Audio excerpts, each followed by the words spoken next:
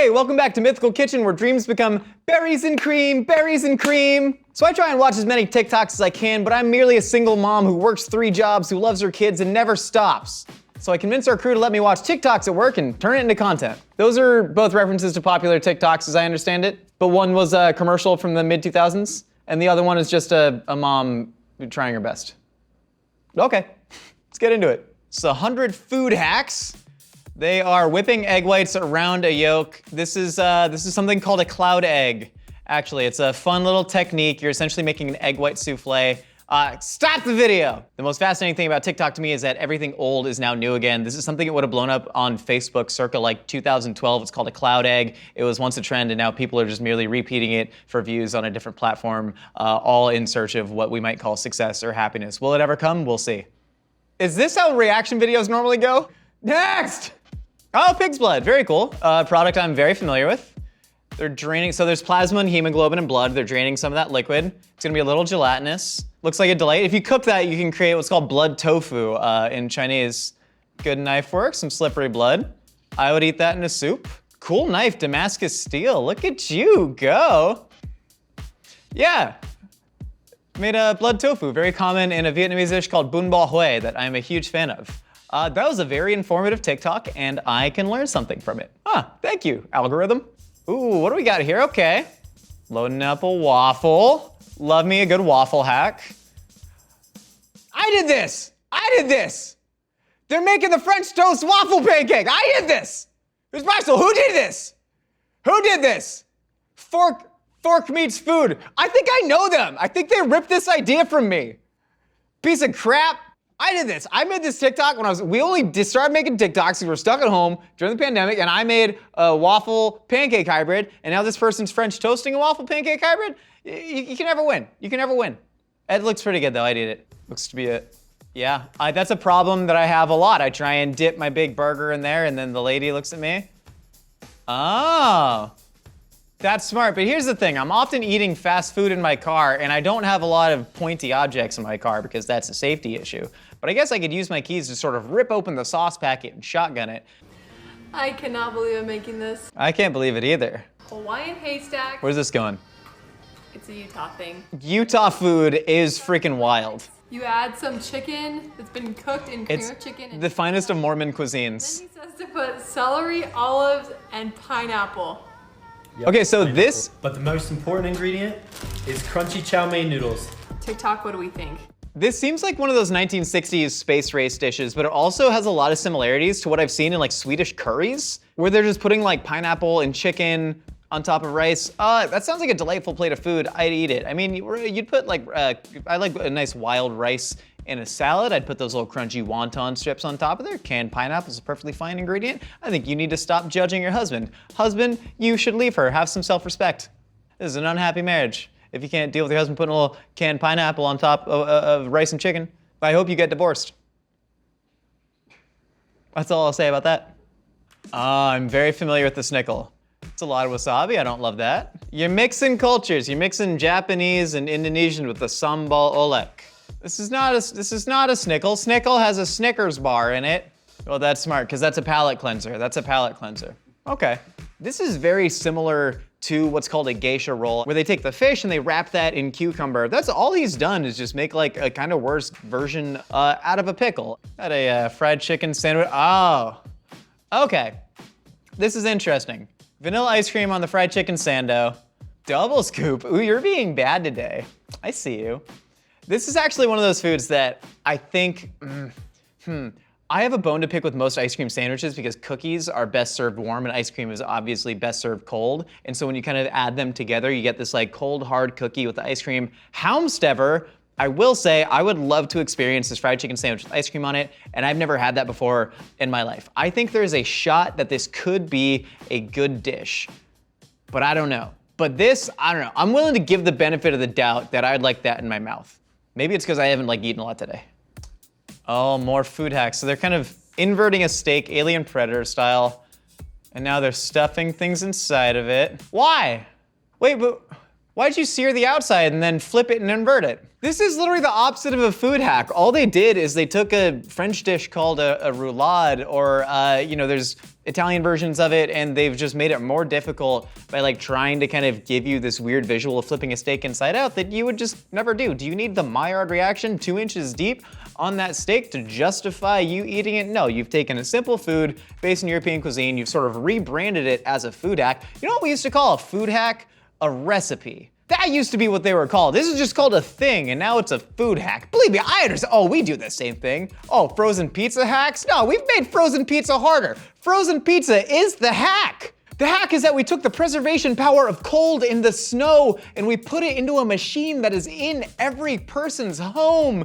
And then we take a traditional Italian dish and distribute it to all of these cold bringing machines to give us nourishment on demand. That was the hack. The hack was the rail system that brought beef all across America to the Chicago packing yards. That was the hack. That steak exists for people in general. You flipping it inside out, doing the old whoop-de-doo with it, you've made it more difficult. That's all I have to say about that. Oh, let's see the best way to eat the McNuggets. Oh, you took them out of the shells. Oh, you took the meat out of the meat casing shells. Oh, God. Oh, I don't think they think this is the best way to eat McNuggets at all. I don't think you think this is the best way. I think you're doing something silly. I think that's what's going on here. I will say, as much as I was kvetching about this one, I do think, I've done this before. I've just skinned a whole nugget. Like when I was a kid, it's like when you peel a grape just to try it, just to see what it's like. So I've skinned a whole McNugget and just eaten the little chicken meatball inside. It's good. It's a good, well-seasoned chicken meatball, and then you get a little crunchy snack later. And then also, this is a great, if you're trying to save carbs, you know, I don't know what your macro goals are, but it's a great way to save carbs by taking off the breading. So I don't believe that they do this as a lifestyle choice, but I think I understand. Yes, agreed. I do this all the time.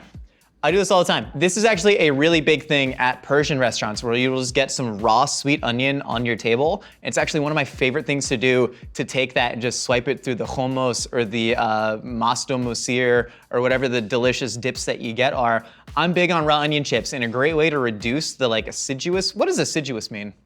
Nope, that's not what assiduous means. And a great way to like make onions less offensive and acrid when they're raw is to soak them in cold water for a little bit, or soak them in ice water, especially. They get crunchier, they get sweeter. Raw onion chips, you're on this. I don't know who you are at Lil Sipper Official. Oh, she's dipping it in marinara? Yeah, that's just like, it's salsa for people from Utah.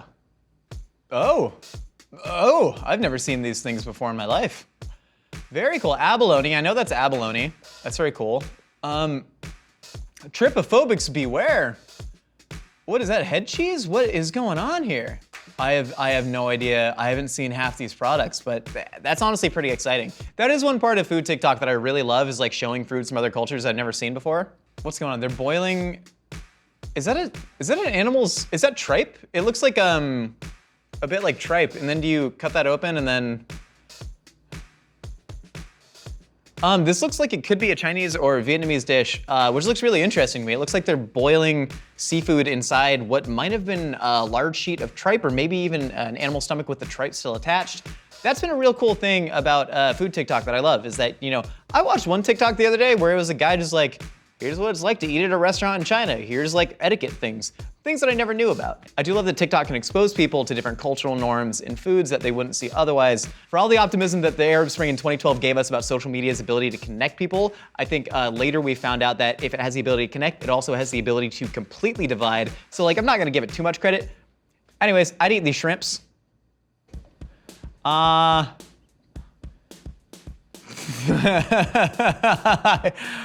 would say that this is a post, but there is a shot that this is just one of those weird sort of orthorexic things, people who are very restrictive on their diets. I mean, I know people who are so strict, mostly like athletes and people who are into bodybuilding and stuff, who are so strict on their diets that they will actually do stuff like this. I believe that this person actually rinses off their Reese's Big Cups.